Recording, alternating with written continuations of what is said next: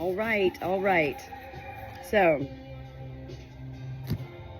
today I'm going to be reading from chapter 1 from the book 3 Bags Full by Leonie Swann. The story behind me doing audio video of me, the Good Shepherd Natalie, reading a book out loud. Well, look at the title, first of all, 3 Bags Full. It's about a good shepherd getting murdered and his flock of sheep et al. Being the ones to solve this murder mystery. This is such a good book, and I decided to audio video it because my mother has macular degeneration and loves reading, has always loved a good book, and she has been unable to read. And so I thought, well, I've had this book for a year now, and I hadn't even started it. When we include someone else, sometimes we get things done. Chapter 1, 3 Bags Full, Othello boldly grazes past. Here we go. These are long chapters too. Let me just get you prepared here. You know, I've actually already read 6 chapters, but I never started with chapter 1. So here's chapter 1. "He was healthy yesterday," said Maud. Her ears twitched nervously. "That doesn't mean anything," pointed out Sir Richfield, the oldest ram in the flock. "He didn't die of an illness. Spades are not an illness." The shepherd was lying in the green Irish grass beside the hay barn, not far from the path through the fields. He didn't move. A single crow had settled on his woolly Norwegian sweater and was studying his internal arrangements with professional interest. Beside the crow sat a very happy rabbit. Rather farther off, close to the edge of the cliff, the sheep were holding a meeting. They had kept calm that morning when they found their shepherd lying there so unusually cold and lifeless, and were extremely proud of it. In the first flush of alarm, naturally there had been a few frantic cries of, "Who's going to bring us hay now?" and a "Wolf! There's a wolf about!" But Miss Maple had been quick to quell any panic. She explained that here on the greenest, richest pasture in all Ireland, only idiots would eat hay in midsummer anyway, and even the most sophisticated wolves didn't drive spades through the bodies of their victims. For such a tool was undoubtedly sticking out of the shepherd's insides, which were now wet with dew. Miss Maple was the cleverest sheep in all Glenkill. Some even claimed that she was the cleverest sheep in the world, but no one could prove it. There was, in fact, an annual Smartest Sheep in Glenkill contest, but Maple's extraordinary intelligence showed in the very fact that she did not take part in such competitions.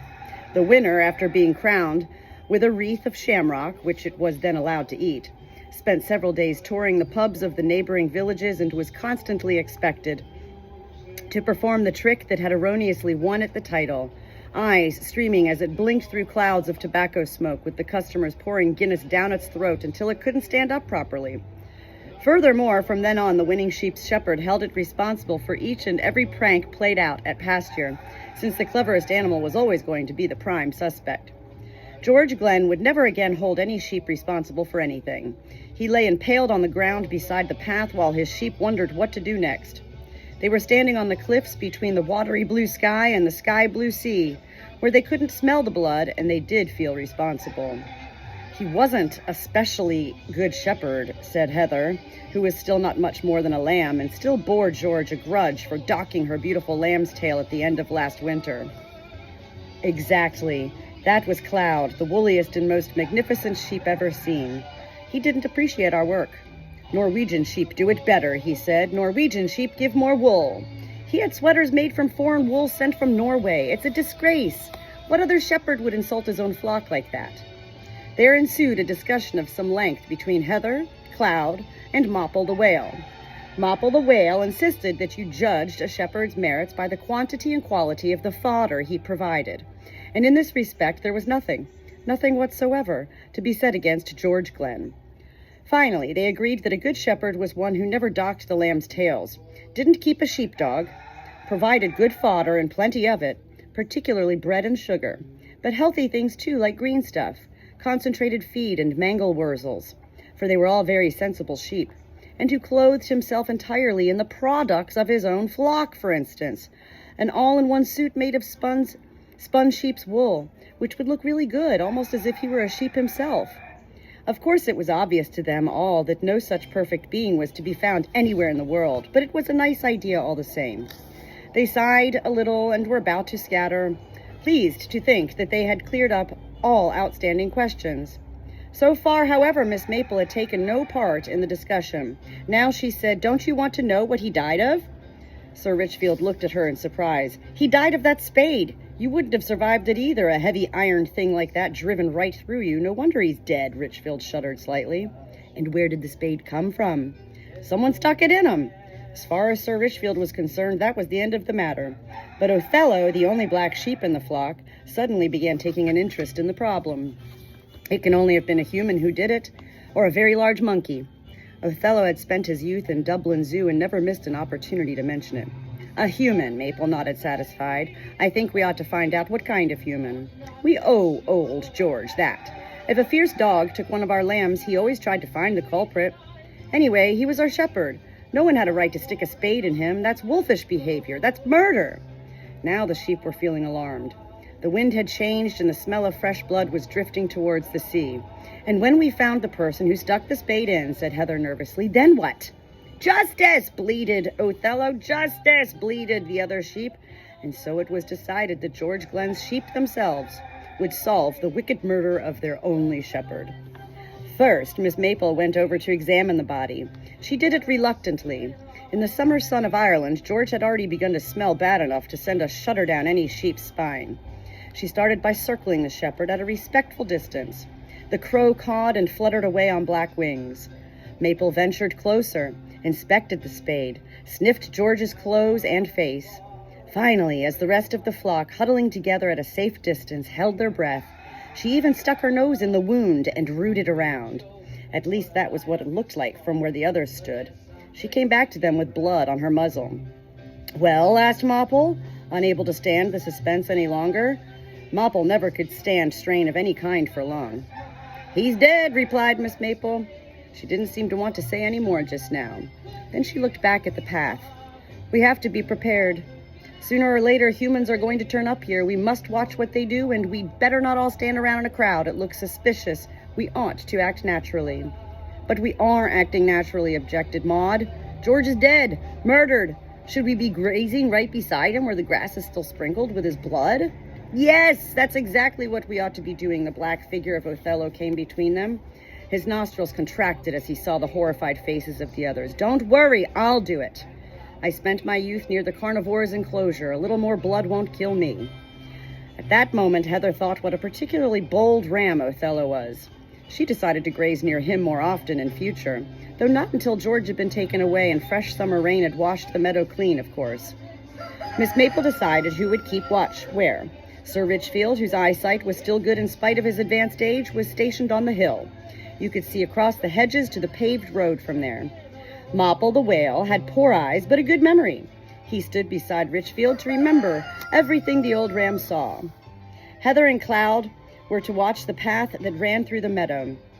Heather took up her post by the gate nearest to the village. Cloud stood where the path disappeared into a dip in the ground. Zora, a black-faced sheep who had a good head for heights, stationed herself on a narrow rocky ledge at the top of the cliff to keep watch on the beach below. Zora claimed to have a wild mountain sheep in her ancestry, and when you saw how confidently she moved above the abyss, you could almost believe it. Othello disappeared into the shadow of the dolmen near the place where George lay pinned to the ground by the spade. Miss Maple did not keep watch herself. She stood by the water trough, trying to wash the traces of blood off her nose. The rest of the sheep acted naturally. A little later, Tom O'Malley, no longer entirely sober, came along the footpath from Golag to Glenkill to favor the local pub with his custom. The fresh air did him good, the green grass, the blue sky. Gulls pursued their prey, calling, wheeling in the air so fast that it made his head spin. George's sheep were grazing peacefully, picturesque, like a travel brochure. One sheep had ventured particularly far out and was enthroned like a small white lion on the cliff itself. "Hey there, little sheep," said Tom. "Don't you take a tumble now. It'd be a shame for a pretty thing like you to fall." The sheep looked at him with disdain, and he suddenly felt stupid and drunk. But that was all a thing of the past now. He'd make something of himself in the tourism line. That was it. The future of Glenkill lay in the tourist trade. He must go and talk it over with the boyos in the pub. But first he wanted to take a closer look at the fine black ram, 4 horns. Unusual that. George's sheep were something special. However, the black ram wouldn't let him close enough and easily avoided Tom's hand without even moving much. Then Tom saw the spade. A good spade. He could do with a spade like that. He decided to consider it his spade in future. For now, he'd hide it under the dolmen and come back to fetch it after dark. He didn't much like the idea of going to the dolmen by night. People told tales about it, but he was a modern man, and this was an excellent spade. When he grasped the handle, his foot struck something soft. It was a long time since Tom O'Malley had attracted such an attentive audience in the Mad Boar as he did that afternoon. Soon afterwards, Heather saw a small group of humans running along the path from the village. She bleated, a short bleat, a long bleat, another short bleat, and Othello emerged rather reluctantly from under the dolmen. The group was led by a very thin man whom the sheep didn't know. They looked hard at him. The leader of the flock is always important. Behind him came the butcher. The sheep held their breath. Even the scent of him was enough to make any sheep go weak at the knees. The butcher smelled of death, of screams, pain, and blood. Even the dogs were afraid of him. The sheep hated the butcher, and they loved Gabrielle, who came right behind him, a small man with a shaggy beard and a slouch hat, walking fast to keep up with the mountain of flesh just ahead. They knew why they hated the butcher. They didn't know why they loved Gabrielle, but he was irresistible. His dogs could do the most amazing tricks. He won the sheepdog trials in Gorey every year. It was said he could talk to the animals, but that wasn't true. At least the sheep didn't understand it when Gabrielle spoke Gaelic. But they felt touched, flattered, and finally seduced into trotting trustfully up to him when he passed their meadow on his way along the path through the fields. Now the humans had almost reached the corpse. The sheep forgot about looking natural for a moment and craned their necks to see. The thin man leading the humans stopped several lamb leaps away from George, as if rooted to the ground. His tall figure swayed for a moment like a branch in the wind, but his eyes were fixed sharp as pins on the spot where the spade stuck out of George's guts. Gabrielle and the butcher stopped a little way from the body, too. The butcher looked at the ground for a moment. Gabrielle took his hands out of his trouser pockets. The thin man removed his cap. Othello boldly grazed his way past them. Then, puffing and panting, her face scarlet and her red hair untidy, Lily came along the path, too, and with her a cloud of artificial lilac perfume. When she saw George, she uttered a small, sharp scream. The sheep looked at her calmly. Lily sometimes came to their meadow in the evening and uttered those short, sharp screams at the least little thing. When she trod in a pile of sheep droppings, when her skirt caught on the hedge, when George said something she didn't like, the sheep were used to it. George and Lily often disappeared to spend a little time inside the shepherd's caravan. Lily's peculiar little shrieks didn't bother them anymore. But then the wind suddenly carried a pitiful, long, drawn-out sound across the meadow. Mopple and Cloud lost their nerve and galloped up the hill where they felt ashamed of themselves and tried to look natural again.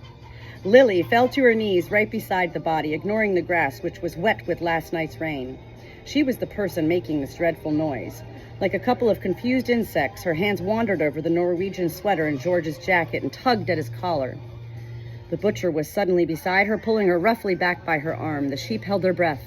The butcher had moved as quickly as a cat. Now he said something. Lily looked at him with tears in her eyes. She moved her lips, but not a sound was heard in the meadow. The butcher said something in reply. Then he took Lily's sleeve and drew her aside. The thin man immediately began talking to Gabrielle. Othello looked round for help. If the ram stayed close to Gabrielle, he would miss whatever was going on between the butcher and Lily and vice versa. None of the sheep wanted to get close to the body or the butcher, which both smelled of death. They preferred to concentrate on the job of looking natural. Miss Maple came trotting over from the water trough and took over observation of the butcher. There was still a suspicious red mark on her nose, but as she had been rolling in the mud, she now just looked like a very dirty sheep. Ridiculous fuss, the butcher was just saying to Lily.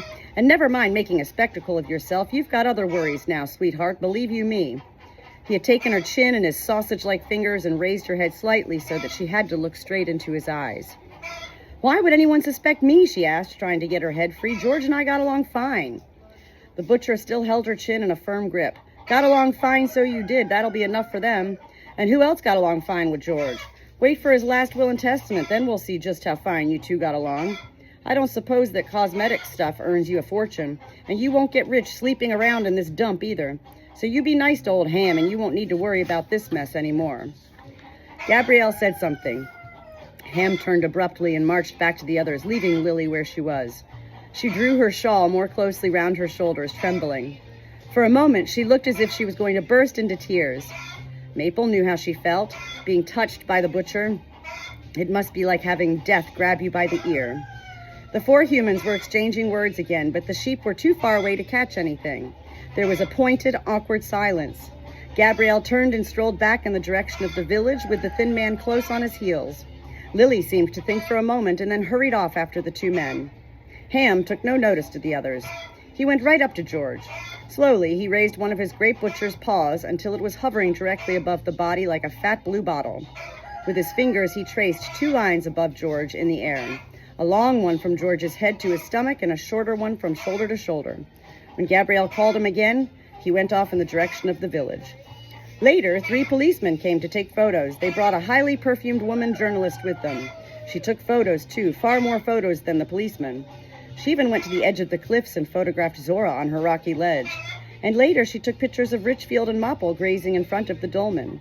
The sheep were used to the occasional attention of tourists with backpacks, but all this press interest soon made them uncomfortable. Mopple was the first to lose his nerve. He ran uphill, bleating loudly. His panic infected the others, even Miss Maples and Othello. Within a few minutes, they were all huddled together on the hill, feeling slightly ashamed of themselves. The policemen took no notice of the sheep. They pulled the spade out of George, wrapped both him and it in large plastic bags, crawled about on the ground a little more, and then disappeared into a white car. Not long after that, it began to rain. Soon, the meadow looked as if nothing had happened. The sheep decided to go into the hay barn. They all went together because just now, so soon after George's death, the barn seemed to them a little gloomy and sinister. Only Miss Maple stayed outside in the rain a little longer, letting it wash the mud off her, and in the end it washed off the last smell bloodstain too. When she went into the barn, the sheep had gathered around Othello and were bombarding him with questions, but the ram was biding his time. Heather bleated in alarm. "How could you stand it, being so close to the butcher? I'd have died of fright. I almost did die of fright just watching him come down the path." Miss Maple rolled her eyes.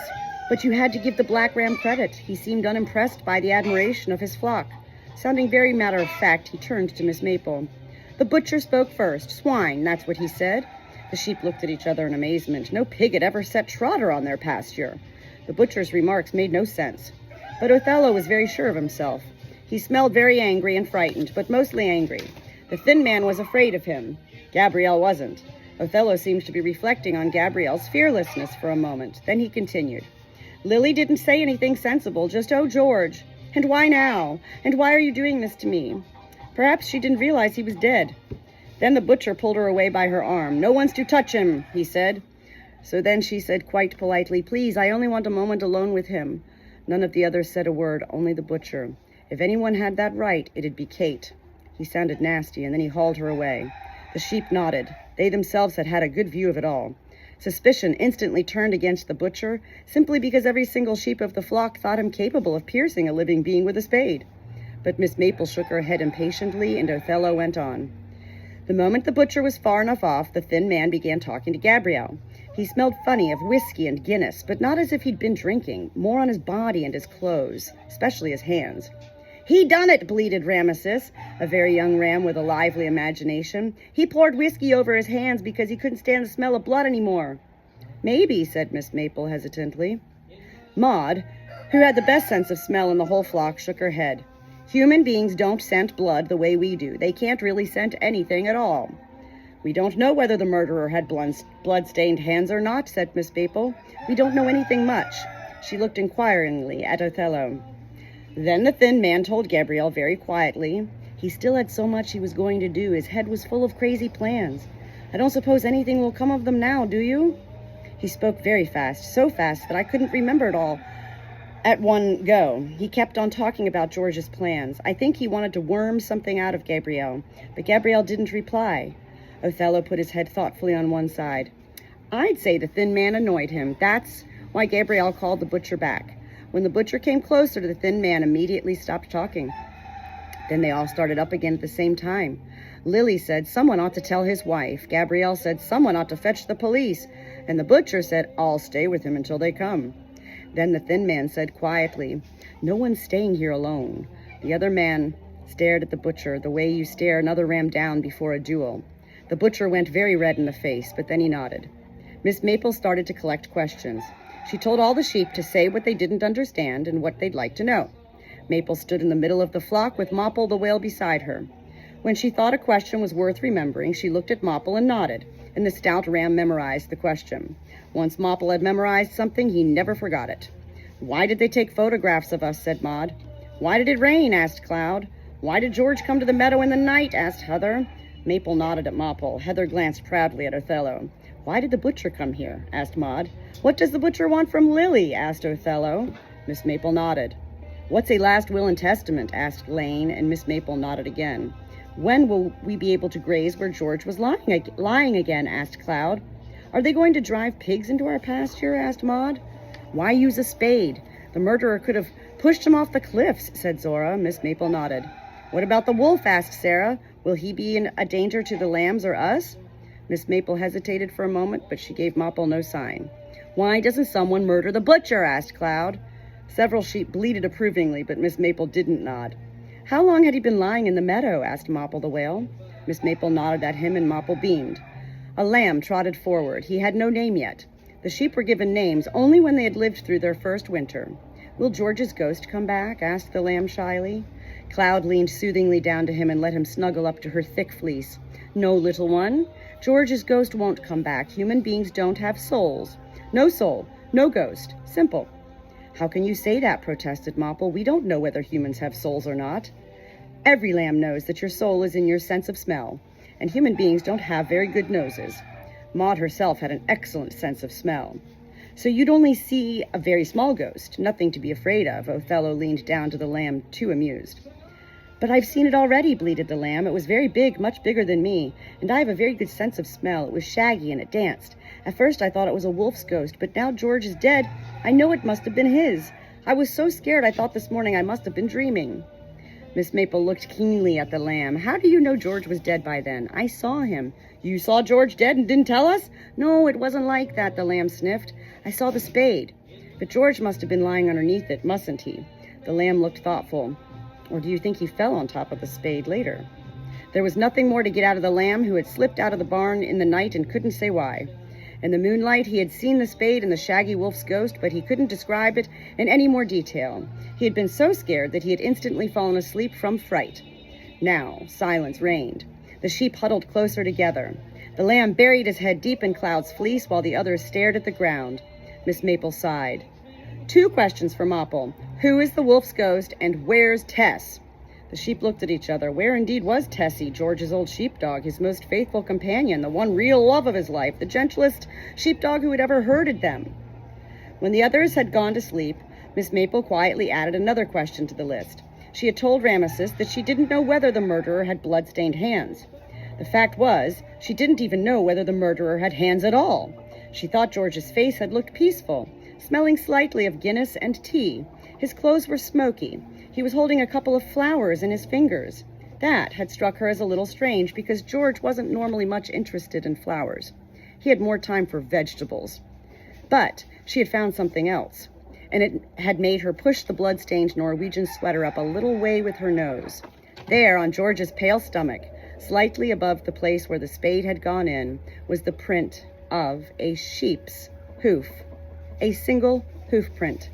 Just the one. Chapter 1. 3 bags full. Do I read too fast? I am fast. I love reading out loud. I always have loved reading out loud. I'm really enjoying this adventure, and I hope you are too, whoever's watching.